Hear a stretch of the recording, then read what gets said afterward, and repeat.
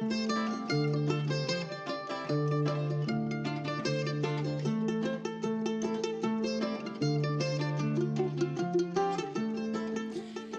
and welcome to another episode of the Buddhist Studies podcast. My name is Kate Hartmann, and I am the Director of Buddhist Studies Online, as well as an Assistant Professor of Buddhist Studies at the University of Wyoming. I'm here today with my distinguished guest, Dr. Geoff Barstow, who is an Associate Professor of Religious Studies at Oregon State University. He first encountered Tibetan Buddhism in 1999, and since that time has made the study of Tibetan religion, history, and culture the focus of his professional life.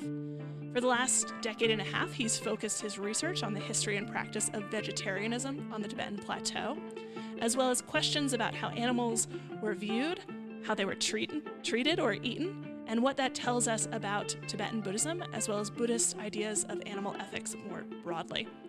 He's written 2 books. These include The Food of Sinful Demons, A History of Vegetarianism in Tibet, and then also a book called The Faults of Meat, Tibetan Writings on Vegetarianism, that is in fact a compilation of Tibetan sources on the subject. So welcome. Thanks for coming on the podcast. Thanks for having me, Dr. Hartmann. This is really exciting. Yes, and I should mention that part of the reason that we're here today is that Geoff will be teaching the next Buddhist Studies Online course. This is BSO 106, Buddhism and Animals, which is a really exciting course. I, as a big fan of your work, was really interested to kind of share what you have to say to the broader audience that we're hoping to reach here at BSO. But maybe we can start, as I often start with guests, by asking how it is that you came to the study of Buddhism generally. Yeah, I mean, I think my story of how I came to Buddhism is probably pretty similar to a lot of us in the field. I was in high school and college and kind of searching for some meaning in my own life. And at some point in college, I went to a small school in Massachusetts, and they had a study abroad program in India. And so in January, I think of 99, I got to go to India for a month and just kind of got hooked. It was one of those things where, I went without a lot of, without a lot of huge expectations, I think, other than that this would be this kind of like awesome trip. And have never really looked back from that. After I graduated from college, I went and studied at the Rongjung Yeshe Institute for 4 years. And that's, really all I've kind of wanted to do since then. And it's really, I feel like it's the good fortune of my life that I get to actually do this thing that I think is so interesting and so much fun. And so. Mm-hmm. It is amazing how many of the folks that we've talked to on this podcast are affiliated either with Rongjung Yeshe or in some way we're connected with Garfield and this trip that he often leads to India. And I catch both of those, I guess. He didn't actually lead the trip to India the year that I went. He had set it up and then he was off, but I think he was there that year with a group of students, I want to say from Tasmania, but I'm not sure if that's correct or if it was Australia. He's affiliated with the university in Tasmania. Okay. One thing I'll say about Garfield, if you look at his email signature, it's like 10 lines long because he's got so many jobs and appointments and so many people who benefit from his teaching. That's kind of awesome. I will say one of the things, the sort of fun coincidences on that trip is I met my current colleague, Bronwyn Finnegan, for the first time. We were both students there, and she and I are now working together on an edited volume on some of this stuff. So it's pretty awesome to have that connection. And so thanks, Jay. Mm-hmm. If you ever hear this, we appreciate it.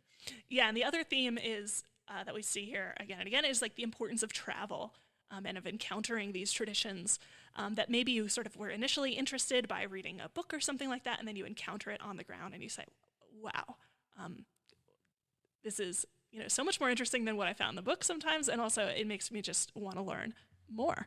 Absolutely. I think so much more interesting and also so much more challenging.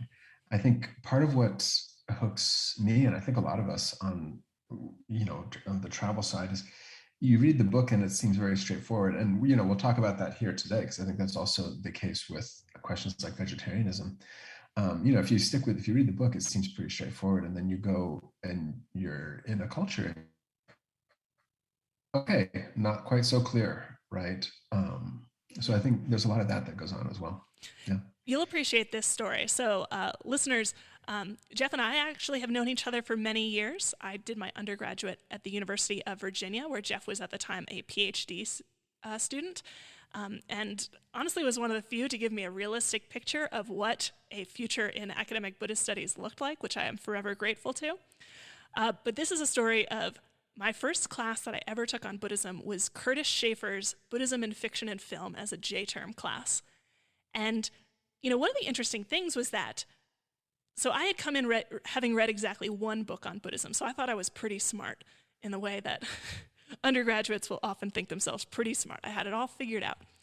And in this class, students would raise their hands and ask questions, and Curtis Schaefer, who's this wonderful scholar of Tibetan Buddhism at the University of Virginia, would always put it back towards students and say, oh, well, why do you say that? Or, what do you think that means? Or, it's hard to answer that question. Or, whereas I was raising my hand and giving sort of straight from the textbook definitions of things. And after the class was over, many months later, some girl that I'd seen out at a party was like, you knew so much more about Buddhism than Curtis Schaefer, which was... Okay, that's, have you told him that story? I have. Sure. Yeah. Because he very much wanted students to embrace that complexity. And he didn't want to give firm and simple answers. He wanted to raise questions and to use Buddhist frameworks to show that, hey, for people living in a complicated world, you can't just give this straightforward definition. Whereas I, giving these straightforward definitions, thinking I was so smart, managed to fool at least one person. That is actually a great story, Kate. I enjoy that. Yeah. And I understand that that's sort of going to be a teaching philosophy that you're bringing to this class on animals, because absolutely. I mean, I think this is the whole really idea with this class, and with a lot of the research that I try to do on animals, is to bring the sort of the complexity of having the textual tradition in dialogue with the lived realities on the ground and how people live their lives and things like that. And so that's very much a tension that we're going to be exploring in this class, and with really a lot of time spent thinking about, like, how and why do we end up in a situation where the texts say do one thing and people do something else? And that's how do you get there? That's a complex sort of a situation, and it's definitely going to be one of the main focuses of this class on a number of different levels. So yeah, I want to say I'm really looking forward to this class. This is obviously something that's near and dear to me, all these questions, but I've also just really enjoyed the process of trying to distill a lot of these questions down into this 4-week format. That's, when we spend all this time thinking about things, that's not always so easy. But it's also a really great exercise and a really great way to try to sort of systematize and really think through some of the sometimes more inchoate ideas and really make them into something that can be presented and discussed. Mm-hmm. Yeah, and that that these are questions that people coming to this class will have, right? In some ways, animals are so much a part of many of our lives, and yet I think often for your sort of casual Buddhist practitioner, maybe you don't think so much about animals, right? You think that Buddhism's about, humans and human problems and trying to overcome those problems. And I think that what we'll see here is that animals have been this constant presence in Buddhist life. Yeah, it's not just Buddhists, right? I mean, this is everybody. For all of us, right? Animals are part of our lives, but there's something that we don't often think about. I had a personal lesson along this not too long ago, where I think you're in Wyoming, Kate, right? Like, I'm sure that there's cows right around, and so you're driving down the road. I'm out in the country. I'm in Oregon, but I'm a little bit out of town. And so every day I drive past a couple of different distinct herds of cows. And one day they were right up against the fence, and I had my daughter with me, and we were like, let's stop. And so we just pulled over to the side of the road, walked up to the fence, and we started interacting and, hanging out with these cows. And, it was actually really interesting. And these two yearlings, wanted to come up to us and say hi. And then this older female cow, came and kind of cut them off and was looking at us suspiciously. And, so, I had these really interesting interaction with these cows, but then it also makes you think how often you drive by, you're driving down a country road and you pass a herd of cows and you don't think about it at all. Right? It's like, for a lot of us, animals are part of the scenery, but they're not part of what we think about. Mm-hmm. And, part of what I hope to do with the class is to change that a little bit, right? For the people who join. There's this really famous quote from Claude Lévi-Strauss, where he says, animals are good to think with, right? And what he means is, like, it's actually really good to think about the role of animals in our lives and how we think about animals and what that tells us about our other assumptions about the world, right? We don't just learn about animals, we learn about what we think about ourselves, what we think about other humans, what we think about the environment we're in, what we think about the world in general, all kinds of assumptions about our place in the world that a lot of us never think to question. I certainly never thought to question before getting into these kinds of this research and these questions. Mm-hmm. And the end result, I think, is it's a really good thing to question, right? These are good questions to ask, even if they don't have actual answers. Mm-hmm. Yeah, because again, as you said, it's so frequently taken for granted or not something that we devote a lot of time to. And so then the sort of obvious next question for me was, did you have an awakening moment where you noticed animals for the first time, or had you always been interested in animals? How did animals come to be the focus of your scholarly work? I mean, animals as a broad question. I mean, that's an interesting question, right? Yeah, for so many of us, it's like one animal. I can think of Henry the cat that my parents had when I was a kid.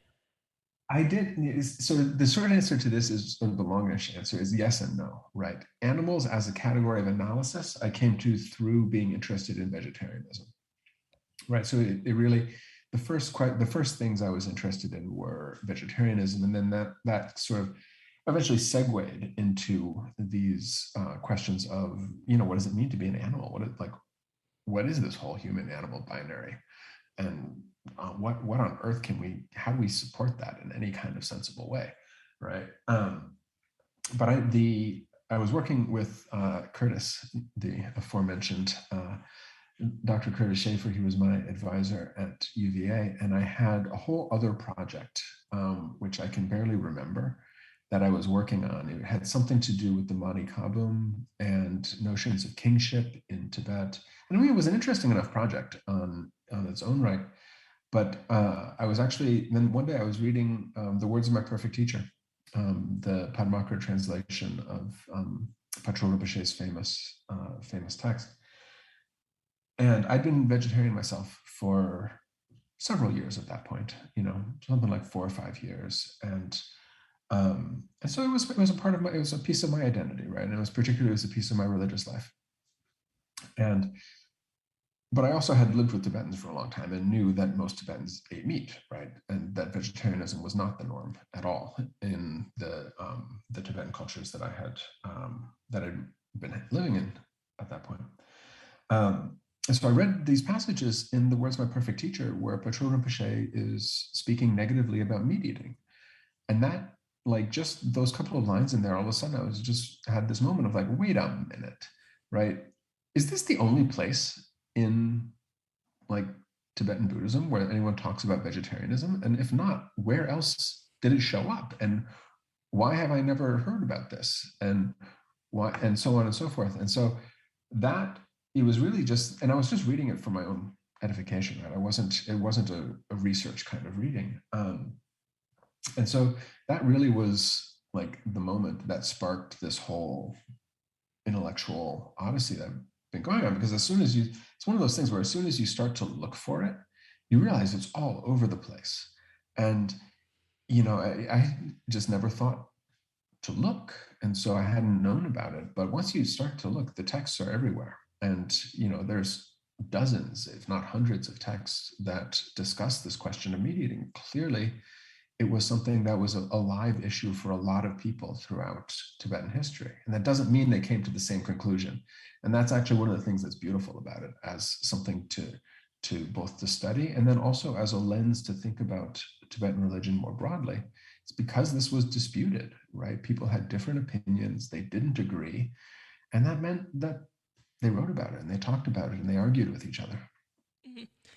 Yeah, sometimes I think about my understanding of various issues in Buddhism almost in akin to turnings of the wheel, where my first thought will be, Buddhists are vegetarians because they're against harming or causing suffering. And then I'll say, well, no, ideal and reality and those things, theory and practice, text and real life are all different. So I'm going to switch to being, no, most Buddhists eat meat and it is not seen as necessarily an ethical problem. And then you turn the wheel yet again and you say, well, actually, no, this was a problem. And so we're not approaching Tibetan Buddhism as like, oh, well, here's a list of rules and we just apply them in daily life. It's a set of frameworks that are in some sense generative of these conversations, and that the answer isn't fixed at the outset. Yeah, exactly. I mean, the debates share some assumptions, right? And they also share different interpretations about those assumptions. Right? This is precisely what makes them so interesting, so rich it's precisely what makes animals good to think about. Mm-hmm. And so maybe that's a perfect opportunity to talk about some of these assumptions about animals. What are some of the key ideas that inform Buddhist thinking about animals? And I know that this is a very broad question. No, I mean it's a great question, and thank you. And again, it's something that is going to be discussed a lot in this class, right? In some ways, it's the starting point for the whole class. But I think that there's sort of a couple of like core tensions in the Buddhist tradition surrounding the treatment of animals. And the first of these involves the recognition that on the one hand, animals are sentient beings, a lot like us, right? There's what to me feels like a deep assumption in Buddhist texts that animals experience the world in ways at least somewhat akin to the way we experience the world, right? This is not a hard and fast, we have no idea how an animal thinks or experiences kind of thing, right? Animals are depicted as loving their parents and having pain at the same kinds of experiences that would cause us pain and things like that. So on the one hand, you have this sort of what's almost like a vision of closeness or kinship, right? And on the other hand, you have this repeated emphasis on animals being stupid and that animals are dumb and it's this unfortunate karmic fate, right? This sort of, it's a bad rebirth to be born as an animal because they're dumb. And because they're dumb, they can't actually do anything to remedy their situation. They can't practice Dharma. They can't even think ethically, right? They can't make a choice to not kill or to kill, right? And so they can't take control of their situation. They are stuck. And so there's this sort of tension in the literature that I think it cuts like right deep to the core of this question of animals in Buddhism, between this sense that animals are a lot like us and this sense that animals are very different than us because of their limited mental capacities, right? And so that tension is in there. And the one side says, be nice to animals, they're like you, right? Most famously, they're your mom, right? Like, be nice to animals because in the past, they were your mom, right? On the other hand, but they're also really dumb, so they're just trapped in samsara, so don't worry about it too much. And so this sort of core tension about how we understand animals then translates to a real tension in how one should interact with animals and how one understands animals. And in some ways, I feel like sort of like which way you swing on that spectrum determines, in some ways, how you're going to act towards animals, right? If you fall on the side of the like, yeah, they're a lot like me, you're much more likely to go out and really cultivate a sort of a compassion for animals. And if you're more like, meh, they're kind of whatever, they're just dumb things there, and I got to focus on this other stuff, then you're less likely to take that on. So it's both there's a tension, but then there's also that tension that spills out into real conduct, right? Real actions in the real world that impact, right? Both people and non-human animals. Yeah. And that sort of,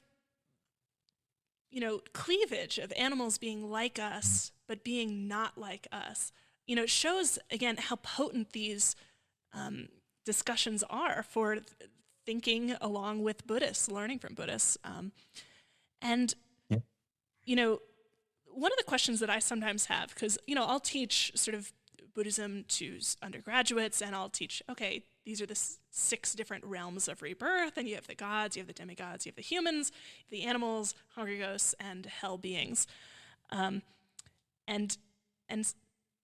students will go, well, what do you mean animals are stupid? Seems like they're living a great life. Like, how is this a worse life than humans? And perhaps you agree with that question, but what would you say if a student kind of asked that to you in class? I think if a student asks like, well, I don't think animals are all that stupid, how do we know that? I'm going to say, that's a really good point. And yeah, you're right. And actually, we're learning these days that animals are not nearly as stupid as we think they are, right? That animals think and process the world in ways that I'm starting to have a feeling are actually a lot like us, right? But I would also say that, if someone says, like, we're talking about the Buddhist tradition, that this is an assumption that has been made in the Buddhist tradition. And I use the word assumption, I think, advisedly, because I think they're looking around, the early Buddhists were looking around the world, seeing animals and non-creatures in it, and interpreting what they saw, right? But I will also, I guess I would add to that I think that the sort of emerging scientific literature on animal intelligence actually is a really strong challenge to the core assumptions that Buddhism has made about animal intelligence. And I think if we change those assumptions, and if people within the tradition start to think a little bit differently about animal intelligence, that could actually have some really far-reaching implications for how Buddhists treat animals. And this is actually something that we are going to talk about explicitly in the final week of the class. So this is something that occupies a lot of my personal thought at this point, because I think that what we're learning is that those assumptions might not be as true as people have assumed for a very long time. And if they're not true, and if animals are actually way more intelligent than we have understood, that throws a wrench into a lot of the ethical systems that have been built up. Mm-hmm. Yeah, because, in some ways, the way that we understand the world and the various beings in it, might compel us to act in different sorts of ways. Yeah, absolutely. And I think that the Buddhist tradition is well aware of this, right? And this is precisely, I think, why this notion of all beings have been your mother, right? For those of you who are listening who may not be familiar with this idea, there's a long-standing sort of thought experiment in Buddhism that says you should look at an animal and think, in the past, that being was my mother, right? Therefore, I should be compassionate to it. And this is based on the idea that we've all had an infinite or nearly infinite number of lifetimes of lives in the past. And so at some point in the past, your life stream intersected with this animal's, and they were literally your mother. And so you should, at this point, think about that. And then, because you've thought about it, act compassionately towards that animal. So I think that, just that thought experiment right there points to the fact that how we think about animals really impacts how we treat them and the kinds of conduct that we have in the world. So yeah, I think the tradition itself is quite well aware of of that fact. And so again, this is a challenge, right? I think that the awareness, that the emerging awareness of the complexities of animal sentience is a challenge to the Buddhist tradition and how it has thought about animals, and then based on that, how it has treated animals. Mm-hmm. Yeah. I mean, this is maybe like such a broad question as to be unanswerable, but why do you think that Buddhists wanted to write or talk about animals at all? You could imagine just really ignoring the subject, right? I mean, I think that there's I'm going to do exactly what I tell my students not to do, which is to like speak broadly about human existence, right? Like no specifics. Feel free. Right. But I think that there's, animals are in our lives, and all of us see them and interact with them. And I'm trying to think how best to phrase this, but like, if I'm a kid and I see an animal in pain, a lot of us are going to immediately have a response, a care kind of response to that. And, then we learn with time, and we, kind of become accustomed to things and such like that.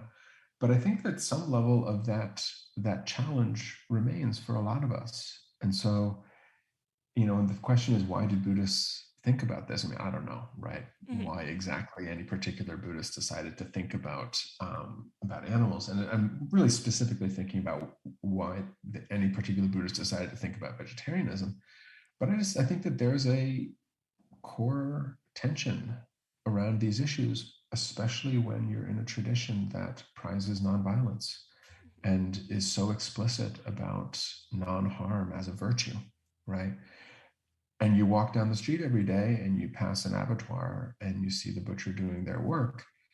And how can people not be challenged, right? How can it not be something that at least some portion of people are going to spend some time thinking about and writing about and trying to come to grips with, both for themselves and also, those who are teachers, for the tradition that they're teaching in. Mm-hmm. Yeah, that's reminding me of two different things. One is just if you've spent any time around kids, right? They love animals. They're interested in animals. They talk about animals all the time. And the other thing is, partly what motivated my very broad question that prompted you to speculate, irresponsibly, is a book by a French philosopher known as Jacques Derrida called The Animal That Therefore I Am. And in this book, he describes an episode where, and I may be butchering this slightly, but this is the idea, that he gets out of the shower and he's naked and he sees that his cat is in the bathroom with him and the cat's looking at him and he feels embarrassed, that he feels the need to sort of like cover himself up so he doesn't, present himself in an inappropriate way towards this cat. And then after this moment, he's wondering why he had this instinct. But there's something about him looking at the cat looking at him, where there's this sort of fundamental recognition that there's like a being in there, right? That this isn't just some sort of object. This is a being that is seeing me. And, what do we do with that? Is a very interesting question. But that he just had this sense of there's some being there. Yeah, absolutely. And I think, especially like for me, at least personally, it's like once I started thinking about animals and sort of with this prompt, all of a sudden it's all over. And you start to think about, my cats, right? I start to think about the cows that I see when I drive down the road, right? My neighbor's dog out here that is running up and down the road in front of my house, right? Like you start to think about these things and there starts to be a recognition, absolutely, that there's something there to be grappled with, right? And something there to be grappled with that's not super clear, right? That's not an obvious, here's the right thing to think, here's the right thing to do. Mm-hmm. And yeah, it's really, it's a lot of fun also to do this. For a variety of reasons, I've been thinking recently a lot about this question of imagination and how we might imagine ourselves in the place of an animal, right? How we might try to have this imaginal experience where I'm like, what is life like as a cow? Because I mean, I've never experienced that. I don't have any frame of reference with to do that. So then this question of like, how would I cultivate that, right? How would I try to cultivate the ability to imagine myself in the space of Derrida's cat, right? Try to imagine what's going on behind those eyes, because something is there. There's something there, and we can all, well, maybe I shouldn't say we can all, but I've certainly had moments where I've looked in the eyes of an animal and been like, I know what you're thinking. Like, I can just, like, I can read it. I can see sort of the progression of, like, your eyes were looking at that, and then you did this, like, where it just seems so clear. And, obviously way more moments where you're like, I have no idea what you're thinking. And, that there's clearly some being there, but, maybe it's intelligent in the way that I think that I am intelligent, or maybe it's intelligent in a way that I can't even really comprehend, right? That it's experiencing the world, maybe less mediated by concepts or something like that. And that this power of the imagination is a really interesting one. One thing I still have left to do on my to-do list today is to talk with Karen Myers about her NEH seminar, Imagination and Imaginal Worlds in Buddhism. Karen Myers was the instructor for BSO 103, Indian Buddhist philosophy, another excellent person, and has been writing a lot about the power of the imagination and how that becomes important in Buddhism. That, like, imagining yourself in the place of an animal, right, changes how you see them. Well, since you mentioned Karen, I'll admit that seminar is precisely why I've been thinking about animals and sort of imagine, because it's a super exciting seminar, and it's sort of thinking about that and applying for it really kind of set me on a jag of thinking about this question of imagination and imagining oneself into an animal space and how that might even be possible or not. And that seems so important for, like, the narrative Buddhist tradition, right? Thinking about the Jataka tales, which are these tales of the Buddha's past lives, or the Bodhisattva, as he was then, before he was attained enlightenment, are often from the perspective of animals, or all of these kinds of stories where you, the reader, are taken through the perspective of being an animal. Reiko Onuma, her excellent book, Unfortunate Destinies, she makes this really great point that one of the things that these Buddhist authors of Jataka tales often, sort of when they're imagining animal responses to humans, they often present us as cruel, right? We're not presented in a good light in these stories, right? It's like the animals are fleeing the human hunters, or they're talking about how humans are cruel to them and unkind and these things. And that in and of itself is this fascinating act of imagination, right? And sort of you're imagining what an animal must think about the humans in its world. I feel like there's so much really interesting stuff here that we're all sort of trying to tap into and start to really think about. And it's a wonderful field. Animal studies is a wonderful field to be in and to be thinking with. Yeah, because and I know that I forget whether we were on air or off air when we mentioned this, but that it's not that Buddhism is necessarily particularly interested in animals. This is something that occurs over and over in all sorts of religious and cultural traditions, and often with this ambiguity, right? Absolutely. There's another book. I was talking about this ambiguity between kinship and there's another a book on this called Kinship and Killing, which tries to take a systematic look at this sort of bifurcated relationship in a lot of religious traditions. But animals as something to think with is definitely not limited to Buddhism. It's also not limited to religion, right? Animal studies is out there as its own field and doing all kinds of really, really fascinating stuff.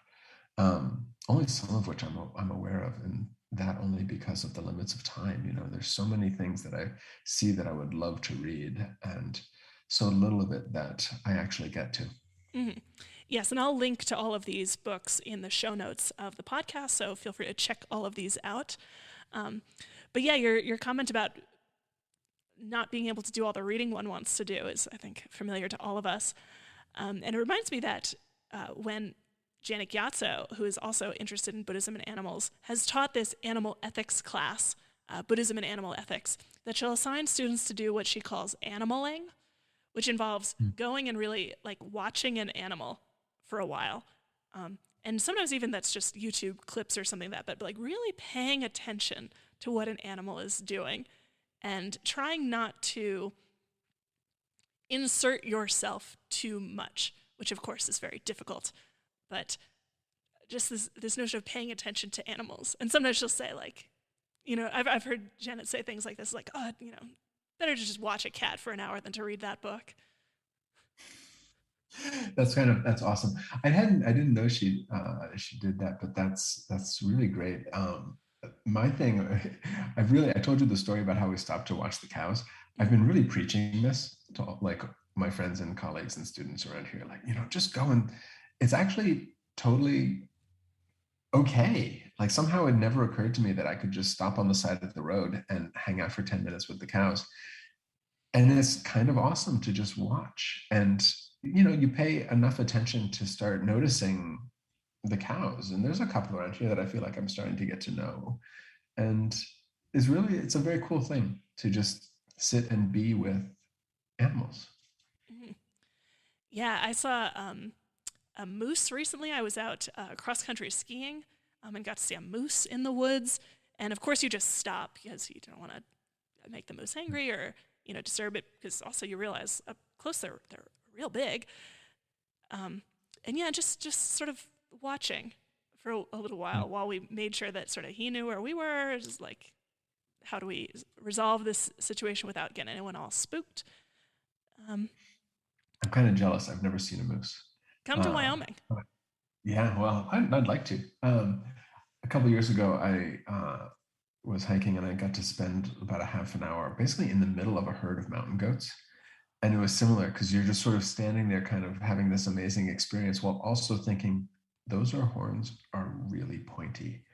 And I hope they're okay with this, right? Yeah, that is. No, it's right, because also it's interesting. We're talking about this category of animals, and yet there's different kinds of animals, right? We often sort of most closely identify with cats and dogs that live in our houses. We don't identify, or we don't even really encounter wild animals. And then there's also sort of a category of food animals. There's a category of sort of pest animals, like, Yeah, absolutely. And some of the most fascinating animals, I think, are the ones that are the least like us, right? I think all of us who study animals are on a little bit of an octopus trip right now, just in general, because they're awesome. And they tell me that it's not octopi, that it's pronounced octopuses. Okay. I refuse to accept this. I'm in the octopi camp. And so definitely, but octopi are awesome and have these amazingly complex brain structures that permeate their body. It's not like a discrete brain. It's like the whole body is brain. And it's amazing. Just the coolest creatures. And I would not at all be shocked if we discover in like 50 years that actually they've been running the show the whole time. We just didn't know it. Yeah, and it challenges so many of our ideas about cognition, right? And about how minds work and about how all of these things work, right? We're sort of human chauvinists in a way, that we think that like our way is obviously the way that it is. Yeah, absolutely. I mean, there's a word for that, right? Speciesism, and it's baked into us, I think. But we have a tendency to think of ourselves as the norm and everything else as abnormal. And so, one of the things that I've noticed over the years is there's a consistent sense of surprise in popular media depictions of when scientists make discoveries about animal intelligence, right? They're like, oh my God, the gorilla can use sign language. Wow, such an amazing discovery, right? Or oh my God, the parrots can use money, right? Oh my God, the chimpanzees use sticks as tools to get termites, right? And I think that this sense of surprise comes precisely from that species chauvinism, this assumption that we're the ones who have special access to some kind of normative way of being, right? Rather than thinking about ourselves simply as just another type of animal, Mhm. right? Yeah, in the Just syllabus for BSO 106, you talk about humans and non-human animals, right? Because to suggest this dichotomy between human and animal, as you know, I definitely fall into a lot of the time, is to neglect that we are part of this in many ways. yeah, I think in many ways, one of the most challenging things when we're talking all of these questions about like imagination and things like that is to recognize that, you know, we are animals too. And I don't know about you, I was taught as a young child when I was in grade school to never anthropomorphize if I'm writing a story, right? You never give the animals human emotions, right? Um, and I've really come to question that, not just in the sense of, not in the sense of literature, but in life, right? Maybe we should be assuming that instead of assuming that animals are different until some scientist proves that they're similar, maybe we should assume that they're similar until proven dissimilar, right? Maybe we should start with the assumption that animals actually process the world a lot like us. And then later think, oh, well, clearly they don't in this particular way. So there's a difference for this species or this individual animal within a species. Anyway, Mm-hmm.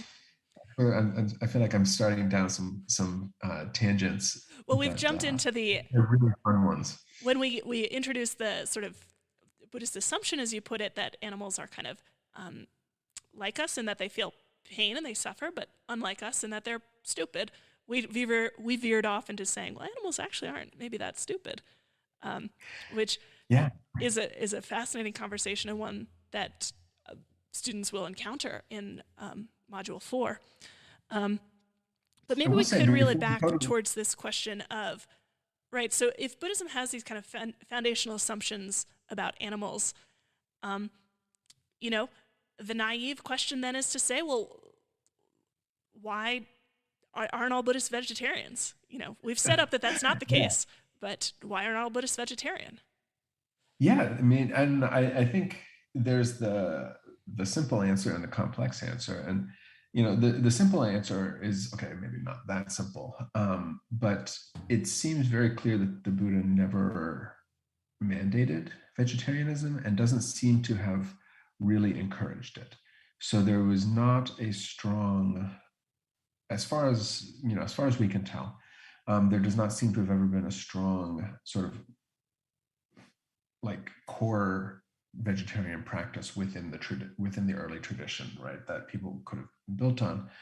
And the other side of it is that, and there's a whole lot, you know, there are actually a lot of reasons why he may not have done that, right? Questions about like monks begging and being expected to eat whatever is put in their bowl and so on and so forth. And then there's also the bigger question of cultural norms, right? You know, just because someone is a Buddhist doesn't mean that they're suddenly going to practice everything the ways like some ancient text says they should, right? We all know this, right? That people are people, and you know, people come up with all kinds of great creative justifications for doing the things that they want to do, even when someone else is telling them don't do that thing, right? This is, I think, pretty normal human kind of behavior. We do this all the time.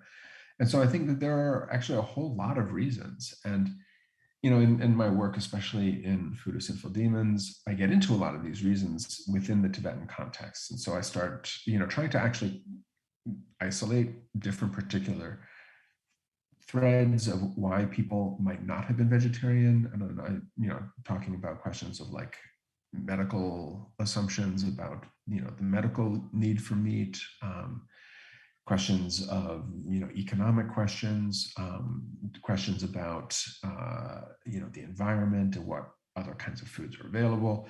Also questions about gender norms and like masculine identity and all of these things that play into that sort of push back against what I see in the texts as a broad, if not particularly strong, sense that meat eating is not ideal, right? And different authors express that in different ways. Some of them are very adamant, right? Some Tibetans were like, don't eat meat. Don't ever do it. It's terrible. Many more were like, this isn't great. This isn't the best thing, right? But because of this or because of that, or maybe try to eat less, or there was some kind of middle ground position that a lot of these authors would try to lay out.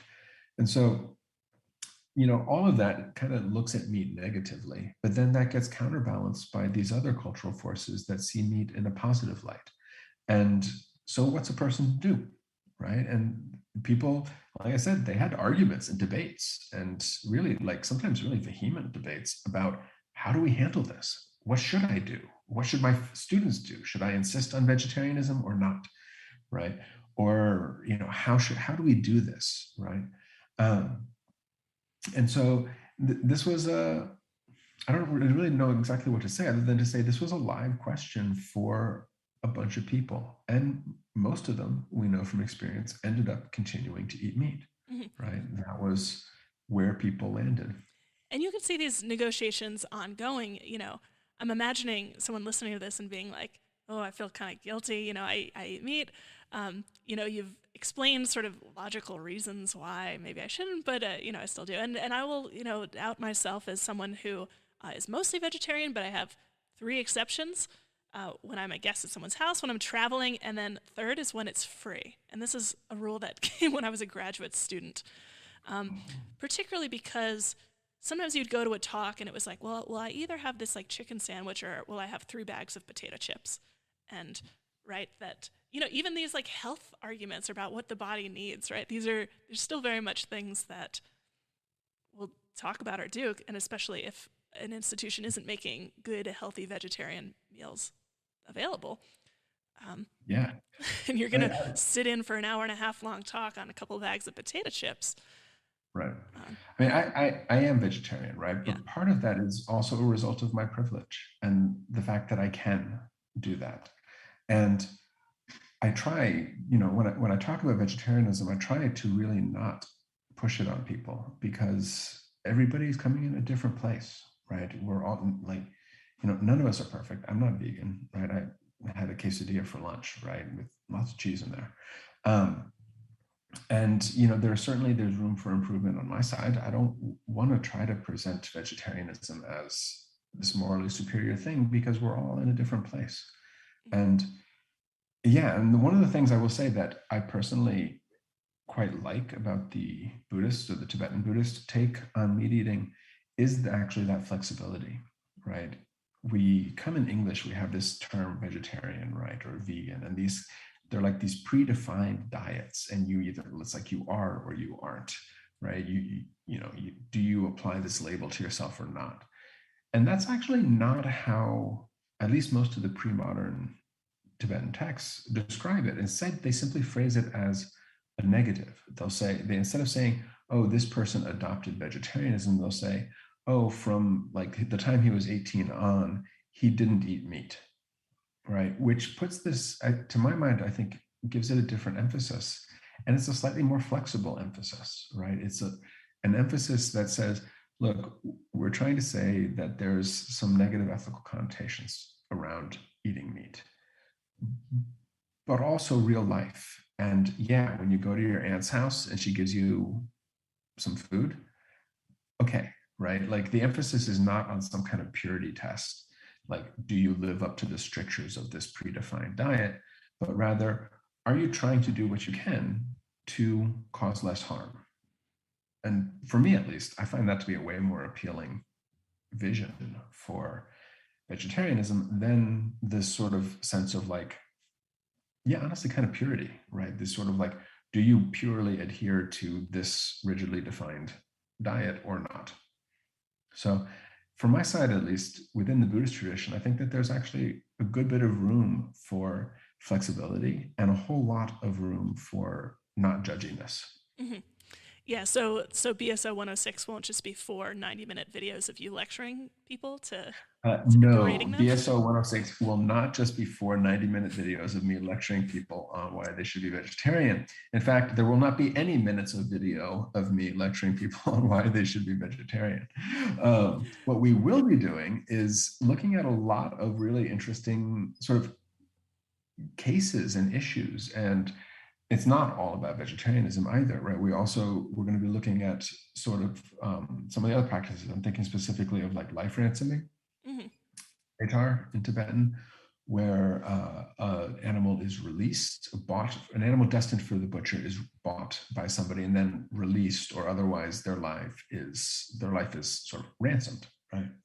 And we'll be looking at that, but not only in sort of the sense of this is always a positive, but also with some of the complexities, and particularly how like this practice, which seems like, okay, yes, a Buddhist virtuous practice, can also turn into a really delicate situation where it might not be beneficial for, sort of overall good to be releasing an animal into the wild. And so these are all kinds of things that we're going to be talking about in the class, and we're definitely be coming at all of it from a perspective of like, there's lots of complexity and there are lots of really interesting things to debate and discuss and learn about in these issues, not from a position of here's the right answer, this is what you should do. Mm-hmm.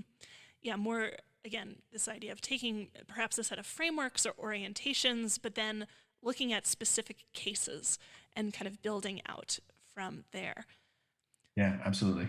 Another sort of interesting case that I've, often wondered about or thought about how to talk about with students is that there's a set of rules governing how Buddhist monks can or cannot eat meat.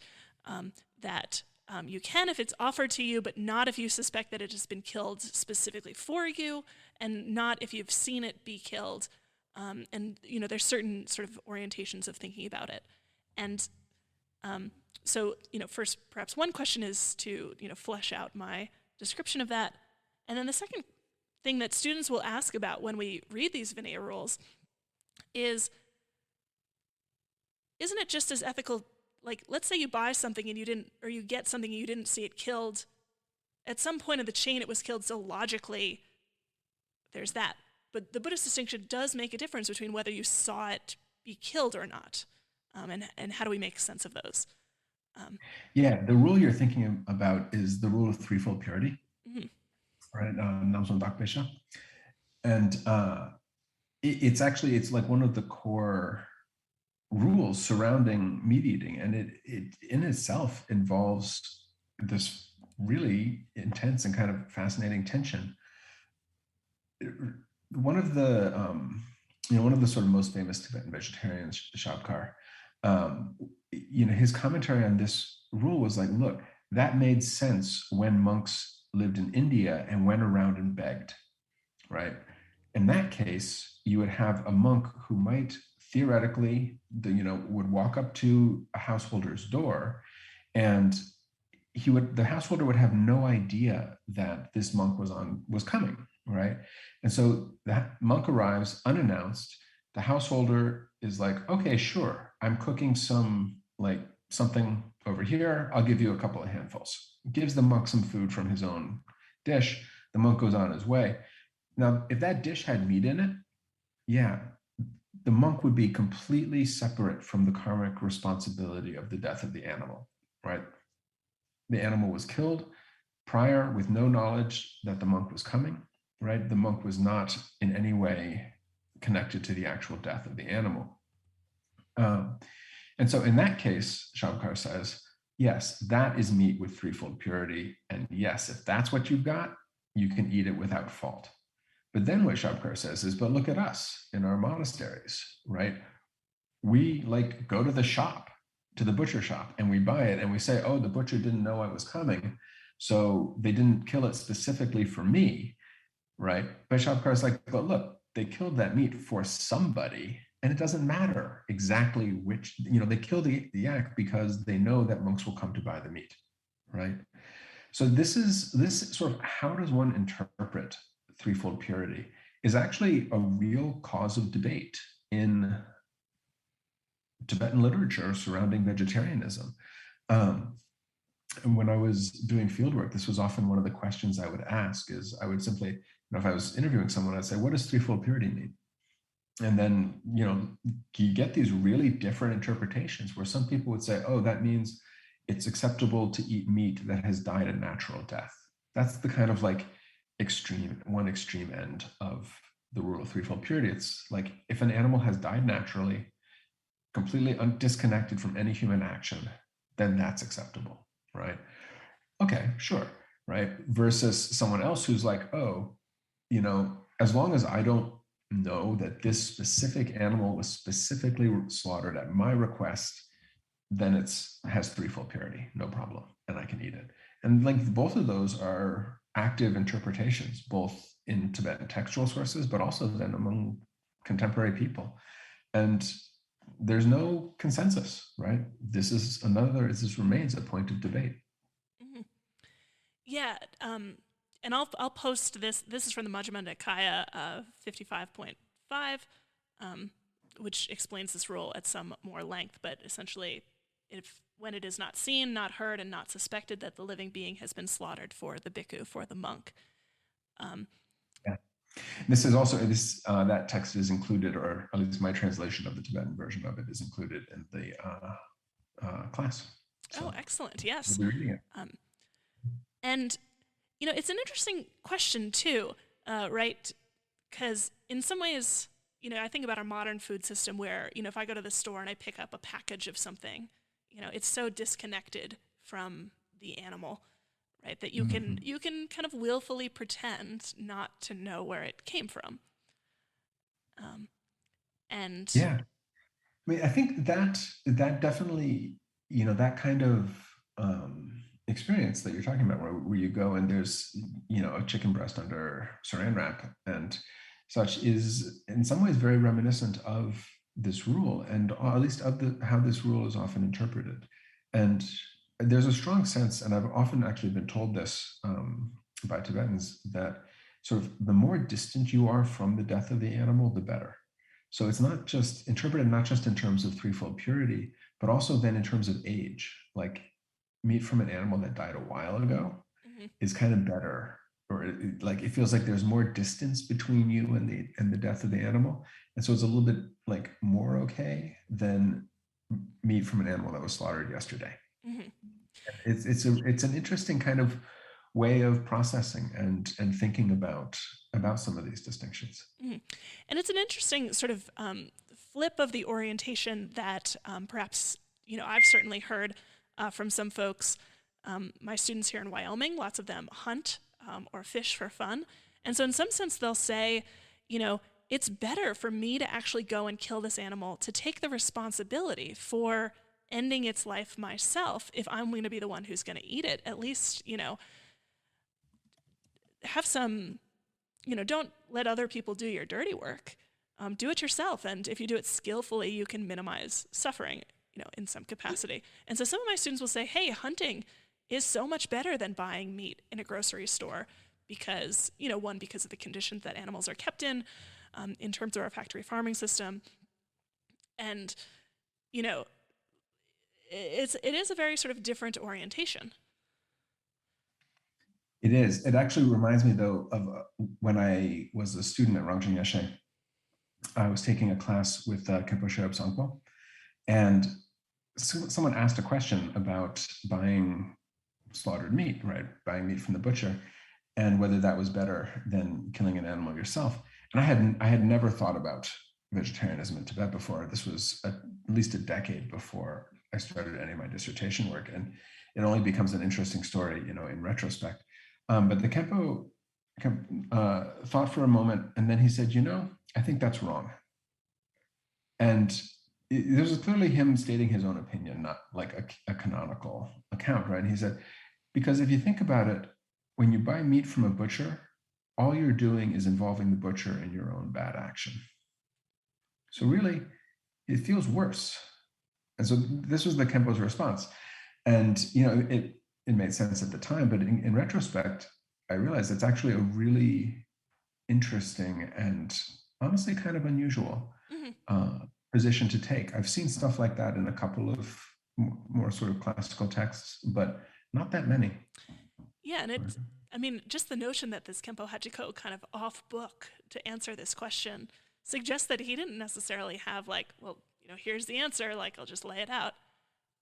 But it also suggests that he was thinking about it, right? This was something that he was thinking about, right? Mm-hmm. And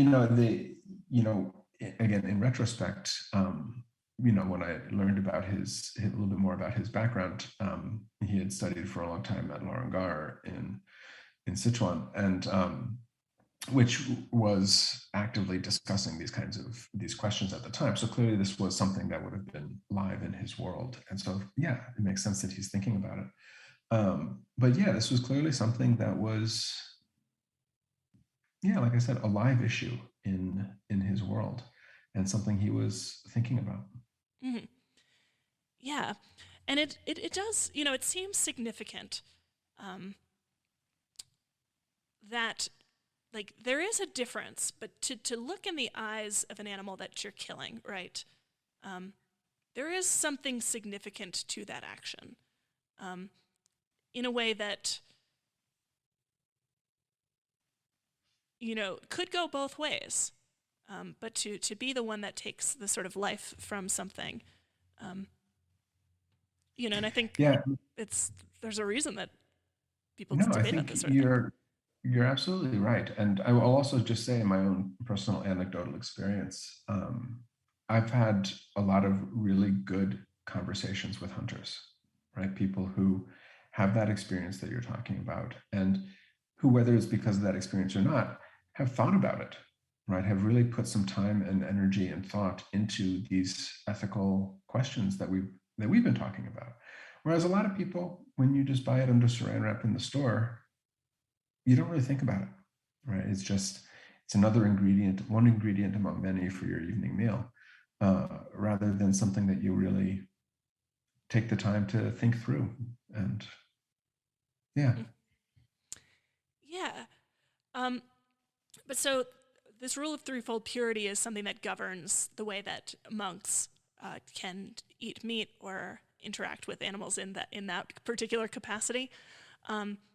Are there other sort of significant like rules or regulations or vows that people take in various parts of the Buddhist tradition that concern the eating of animals? Yeah, absolutely. I mean, the most obvious one, and the one that is often placed in direct tension with the rule of threefold purity, is the Bodhisattva vow, Mm-hmm. right? Again, for those who may not have studied Buddhism, a bodhisattva is a being who by definition is oriented compassionately towards others, right? And who seeks to benefit others. And a lot of Buddhists, particularly in the Tibetan tradition, take a vow to be at least more like bodhisattvas, right? Nobody expects them to be, someone to be like a full-blown bodhisattva from the get-go, but you take a vow that says, I'm going to work towards this, right? And yeah, quite a lot of Tibetans interpreted the bodhisattva vow to mean that they should not be involved in the death of animals through eating their meat. And there are non-Tibetan earlier texts, also, which we will discuss in the class, that explicitly refute threefold purity in the name of Mahayana ethics. I'm thinking specifically of the Mahaparinirvana Sutra, where the author of the sutra, speaking in the voice of the Buddha, right? Because this is a Mahayana Sutra, so this is theoretically the Buddha's own words, says, I taught threefold purity for the sake of people who couldn't handle it, basically, who couldn't step up to being vegetarian. But from this point on, threefold purity doesn't cut it, and you need to be vegetarian, right? So this text, this is the core kind of important Mahayana Sutra, is embodying in itself this tension between threefold purity and the Mahayana vow. Mm-hmm. Within the Tibetan tradition, there's a really clear line from Sakya Pandita that says, look, in the Shravakayana, in the tradition of the listeners, meat is allowed as long as it has threefold purity. But in the Mahayana, in the tradition of bodhisattvas, meat is not allowed. And so right there, Sakyapandita is making this clear distinction, putting basically levels to this, that like if you're at the level of Kalavashravaka, then threefold purity.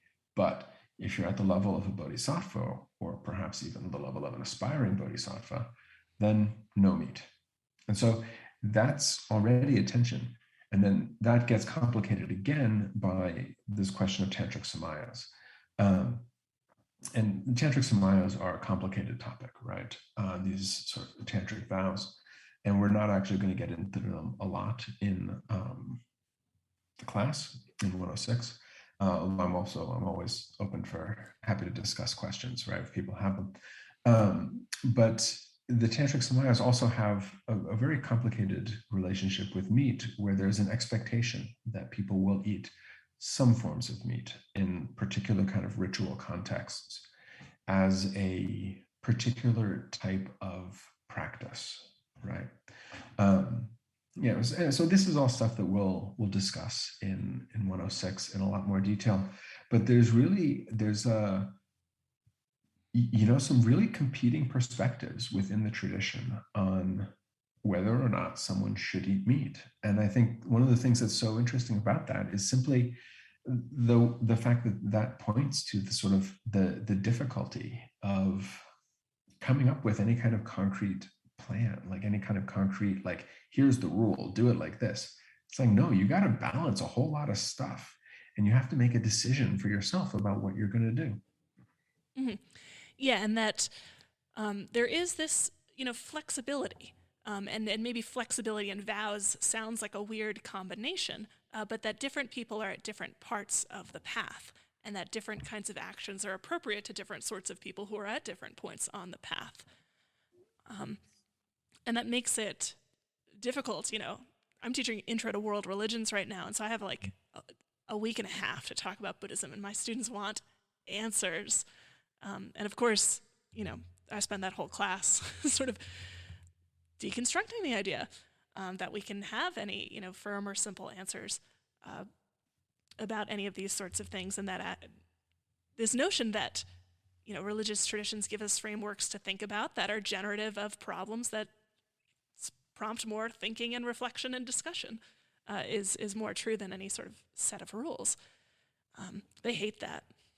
Yeah, they hate it, but it's good for them. It is good for them. The world is complex, and we're all sort of making our way through it, right?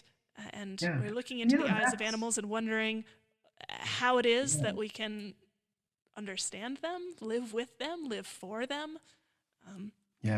And that's actually, again, to come back to an earlier point, that's precisely, I think, one of the things that I find personally kind of beautiful about the Buddhist take on animals, and specifically on vegetarianism, is it's a recognition that we're all just people in the world. We're trying to do good, but it's complicated and it's hard. And so we don't need, it's not trying to hold us to a standard of perfection so much as trying to kind of push us in a particular direction, and hope that we'll, do our best to be kind and compassionate and all of those kinds of things that we all mostly, for the large part, agree are good things to do, right? Mm-hmm. And yet so often we don't necessarily reflect upon them. And so it sounds like, and this is always the delicate balance to do in, any course that one teaches, but especially a course for BSO, is to provide, in some sense of history, right? How have Buddhists thought about these issues over history? We're this academic organization, but we also want to make these things sort of relevant for many of our students who are going to be practitioners. And so what does this history mean for people in the modern world, right? So, balancing that sort of historical orientation with something that looks towards the future. And what is this shared future we're trying to build here? Yeah, absolutely. I mean, that's actually precisely, I don't think we discussed it in advance, but that was precisely the orientation I took when I was creating the syllabus for this class, is to try to help provide some historical background, to help provide the contexts in which these discussions were taking place, not to come up with an answer per se, but to give people the tools that they can then go out and come up with some of their own answers, right? And come up with some of their own interpretations and be part of the discussion rather than just having here's the right way to be. Mhm. Yeah, and I think that gives, a really useful sort of preview of what students can expect in the course. And also just getting to look at, I had a lot of fun setting up the course website for this because there's so many wonderful paintings or sculptures of animals from the Buddhist tradition, and also just like wonderful stories and things like that. So Yeah.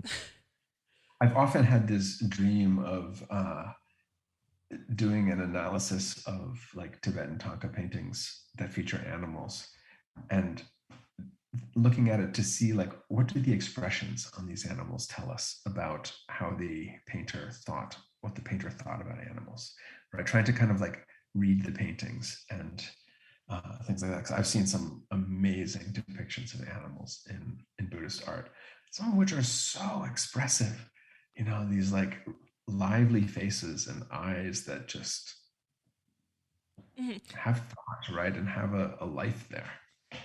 That reminds me of the first chapter in Janet Gatso's Being Human in a Buddhist World as well, where in this chapter she looks at medical paintings that are just depicting like, oh, here's what it looks like when you have a cold, here's what it looks like when you have a broken ankle. And they really could have just depicted all these people the same, right? They're just stock figures meant to illustrate something. But in this set of medical paintings she's looking at, the artist took the time to make each of these people unique and different.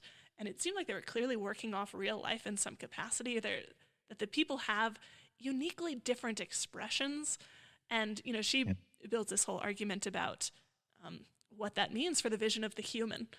And so it sounds like yours is this sort of animal version of that. Well, I was actually inspired by that, by her book when I did my first book, Food of Sinful Demons. And so I actually pulled some of the images from those same medical tankas.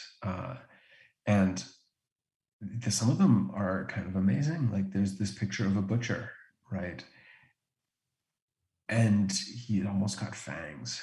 It's like he's super expressive, not in a good way, right? He's this like almost demonic figure, sort of reveling in pulling, it's gonna get a little gross, but he's like pulling the intestines out of an animal.